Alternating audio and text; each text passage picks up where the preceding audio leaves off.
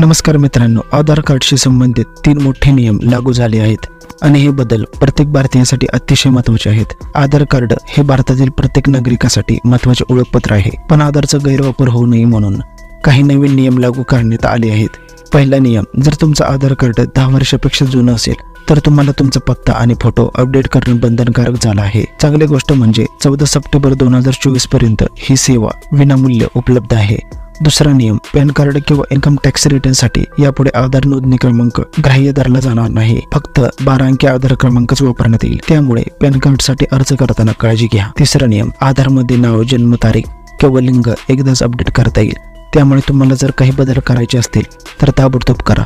फसवणूक टाळण्यासाठी तुम्ही तुमचे बायोमेट्रिक लॉक करून ठेवा. यामुळे तुमच्या आधारचा वापर करून कोणीही गैरवापर करू शकणार नाही. आधारच्या वेबसाईटवर लॉग इन करून सहजपणे बायोमेट्रिक लॉक करू शकता. या नियमांचं पालन केलं नाही तर तुम्हाला सरकारी योजनेचा लाभ